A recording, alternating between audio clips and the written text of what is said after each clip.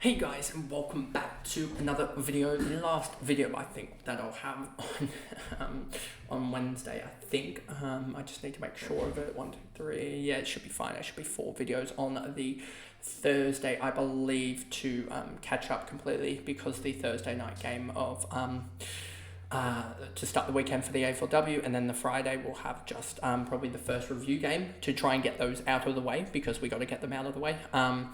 To enable us to get through for the to get through for the early game week start in week 4 with the Tuesday game. So trying to get those videos out the way. So yeah, just 4 videos today, 4 videos tomorrow, and then 2 on the 2 on the Friday, and then 1 on the 1 or 2 on the Saturday as well, and then 3 or 4 on the Sunday should be able to catch us up. And get us in a good position for that. But anyway, let's just jump into this video here. As you see, Smith absolutely dominated. Do I have this on the right one? Yep, she had 20 and 5. I really like that she was able to get a lot of the footy. I think we saw last week that she had 14 disposals and 10 tackles or something for a 100. So yeah, she's been able to step up her disposal gathering form, and that has enabled her to average 90. But as you see here, yeah, 16 touches up to 20, a little bit down on the tackles, but it was a really horrid day in general. So I think she's one that can definitely back it up week in, week out pretty much. Jackie Lambert, 21 touches, 4 marks, 3 tackles for 79, pretty good there. Xenios, 75, I don't know how that's going to necessarily correlate. I've been looking at her, just thinking, is she the one, is she not, etc. Does she really have a role, etc. And I just cannot, get past this game here against Gold Coast where she had a 5-touch, 5-tackle effort, 50% CBAs for a 29. I just cannot look at that and go, I'm confident with you scoring. So that's why I'm probably backing off her in the forwards market there, even though she probably has one of the better roles out of all the forwards. Xenios, McDonald here, 66, Gutteridge, 63, Nalder, 62, Kelly, 61, Simpson, Wardlaw, 54, but she is a ruckman, so she has ruck status and not an actual forward status, so that's probably why she's not valuable at all. Stevens, 47, Vesely, 46. Vesely did slow down from her first game. She had a really good first game, really slow second game. Serene Watson, 45, she saved it a lot in the second half here. If we look at this here, you'll see Watson here, 19-8. I thought 19 at quarter time. I thought, oh wow, we're on here for like a 60 or 70 here. That'll be good. That'll be everything. And then she just goes 8-2, and I was like, well, that kind of sucks. But 16 in the last quarter, especially in the last 5 minutes. I think she was on about 30 with 5 to go or so, and she scored 15 very, very quickly and went bang, bang, bang. And also around that marker, and yeah, so that's why she ended up on 45, which isn't the worst, and she'll probably just sit on the bench making a little bit of cash. If we go to AFLW, we go to Watson here, you'll see 29 break even. She makes another, she scores another 50 or so, and she'll go up to around about the marker with the 62k. That'll get up to 520k, and she's potentially a trade out in the next couple of weeks, etc. There are maneuvers there, etc. Just leaving it open, and I think she's one that can still make some cash. It will just be a slow burn of just slowly 40 each week, 50 each week, just slow burner. That it's not really valuable to use a trade on, but it's not really valuable to get her out just yet because she hasn't made enough cash to really move the needle, I should say. Exxon, Priest, Anderson, Trudgeon, Jacobson, Richards, Karras, Burke, and Friend. Then we move over to Sydney side, and this one's going to be... It's tough to watch because they had an absolute stinker, obviously, and they got absolutely dominated first half. I think it was 24-1 at halftime. But yeah, absolutely dominated in the first half. Did the Saints, and obviously with Malloy out, it really creates a crater almost in the half forward space, around 70 out from goal.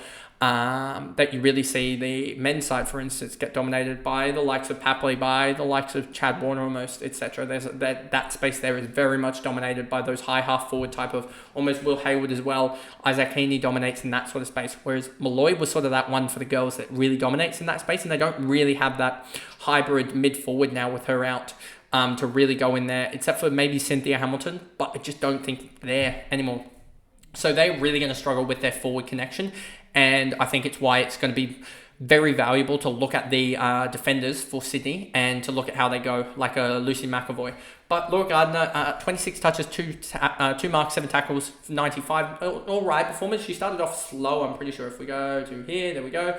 28-20 actually started off all right, but definitely started off the first quarter slow and then really built into it, and then slowed down a little bit second and third when it got really, really just wet, and then last quarter 27 not the worst. And then you've got here Hurley as well, 94. She started off a little bit slow as well, built into the game pretty well, ended up at 94. She'll be interesting. I wish she had forward status because that would make it interesting, but she doesn't. Kennedy as well, 84. McAvoy, 81. McAvoy, I think, is one that's going to be really, really valuable as a Swans defender. I think she's one that can average 70 for the year, which will be top 5. So yeah, she'll be one that I'm looking at in maybe in the round 6 or so, maybe to get rid of Finn to go to McAvoy could be a play, something like that. So yeah, McAvoy is someone that I'm really looking at and going, I think she can average around that 70 to 80 marker for the whole year in this new hybrid mid half-back role. So I think that she's one that can take a load of marks, especially if the Swans try and slow it down because they're just they're getting conceded on too much because they don't have that mid-forward connection. McAvoy and Heads could be one. Even with Collier coming back, Heads could be a really valuable one. Tarrant, she intercepted the ball 15 times. 15 intercepts is crazy. And yeah, she was just an absolute rock down there. Key defender, but I think she'll be one that will be still up there in the scoring. I think she can average 60 even as a half-back. Heads did a lot in the first quarter and then nothing. You see here, she basically had about 2 touches outside of quarter time. Yeah, she ended up here as she did have a couple free kicks against, but she was on, I think, 11 touches at quarter time, and she ended up on 14 touches. So 3 touches in 3 quarters of footy isn't the best. Cynthia Hamilton came into the game, I think, later. As you see here, Cynthia Hamilton, 9, 14, 16, 22. I think she built into the game, as did Ali Moffat, who really did struggle, and I think she's one that's going to be so unders next year. She's just, her time on ground's really low. It's about 20, every stat across the board is about 20 to 30% down. So I think Ali Moffat next year is going to be really, really valuable. Bullas, I think she's just, it feels like they're trying to beef up in the wrong areas, and I don't think Bullas is really the product of what the Swans should be going for. Ham, I think, just needs to be given more mid-time. She's one that really should be running that midfield at this point. Should be really, I think she's one that can turn into a star, but she just needs to be given that opportunity. As you see with the CBAs, if we go to the Swans, I'm pretty sure Ham's going to be around that 50-40% marker. If you go here, look at Ham here, 33 and 21. Why is she spending time on the wing when she's supposed to be that premier midfielder alongside Laura Gardner? So yeah, I just don't really like that role for her at all. So I'd like to see that improve in the next little bit. And then you've got here Privatellis, Sigeti, Grunson, Davies, Berylson with a 34. So she still is scoring, but she isn't doing much.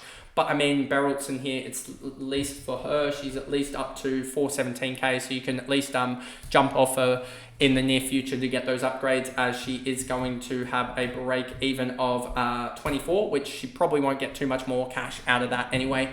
But there still is some cash there that you've made. Hassinger with a 29 on 51% TOG. I think she's going to be one for the future. Lachlan, O'Sullivan, Mitchell, Vale, and then Helia on a 13. She plays more of a lockdown role, so isn't fancy relevant.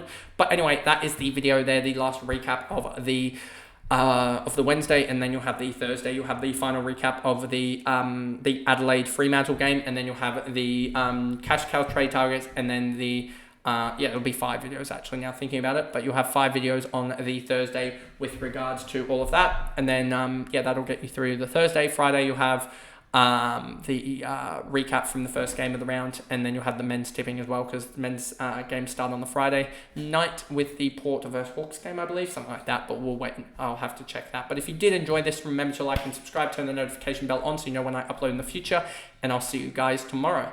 Bye guys.